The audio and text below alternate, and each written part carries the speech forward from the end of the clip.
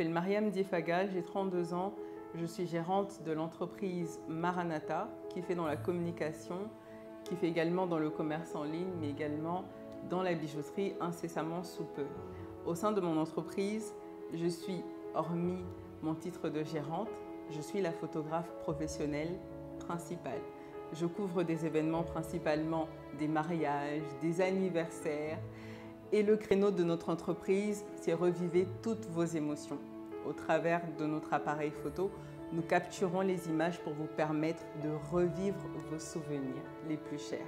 Ma formation de base, c'est une formation en droit privé. En 2014, j'ai obtenu un master en droit privé. Quand on aime quelque chose, même si on essaye d'évoluer dans un autre domaine, dans un autre environnement, la passion vous ramène toujours à votre point de départ. En 2014-2015, j'ai eu à travailler donc pendant une année dans une entreprise, une grande entreprise de fiscalité de la place. Et il y a quelque chose que mon chef me disait souvent. C'est vrai que je faisais ce qu'on me demandait de faire, mais il me disait qu'il avait l'impression que je manquais de curiosité au niveau de ce que je faisais. Mais plus tard, avec beaucoup de recul, je me suis rendu compte qu'en fait, si je manquais de curiosité dans ce domaine-là, c'est parce que ce n'est pas ce domaine-là qui faisait battre mon cœur. C'était véritablement la photographie. Ma passion pour la photographie s'est développée pendant mon adolescence.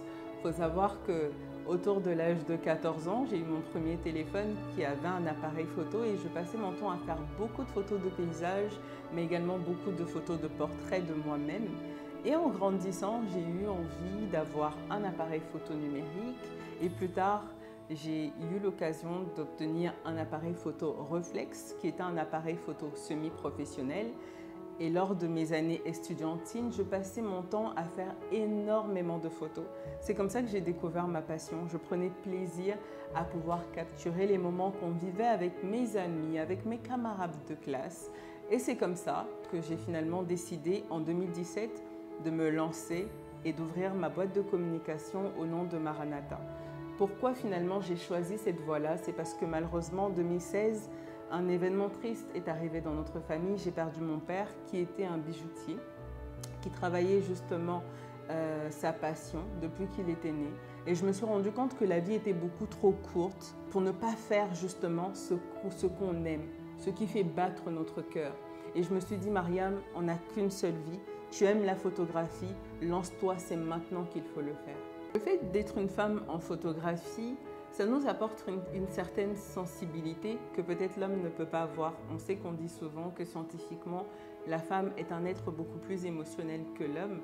Et je pense que ça contribue justement à ce que, au travers de mes images, au travers des vidéos des fois qu'on réalise, je fais en sorte justement de pouvoir faire ressortir les émotions de tout un chacun et de faire en sorte qu'il y ait une certaine direction beaucoup plus artistique au niveau des images que d'autres peut-être ne feront pas. Pour l'avenir, Maranatha voudrait se développer, continuer dans la communication en reportage photo bien entendu, mais également pouvoir accompagner les structures parce qu'on a beaucoup travaillé avec les personnes physiques. Aujourd'hui, nous aimerions également travailler de plus en plus avec les sociétés, pouvoir les accompagner également dans leur communication visuelle, mais également digitale. C'est un besoin qui est réel aujourd'hui et on aimerait pouvoir répondre à ce besoin pour toutes les sociétés qu'on accompagne actuellement dans la constitution notamment de banques d'images. Alors le mot de la fin à l'endroit de toutes les jeunes filles, ce serait simplement de vous dire de suivre votre passion. C'est très très important.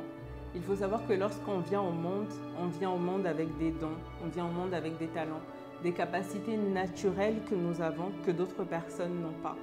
Et ces capacités naturelles, ces dons, ces talents sont des indicateurs qui nous permettent de nous aligner avec notre chemin de vie, avec notre destinée.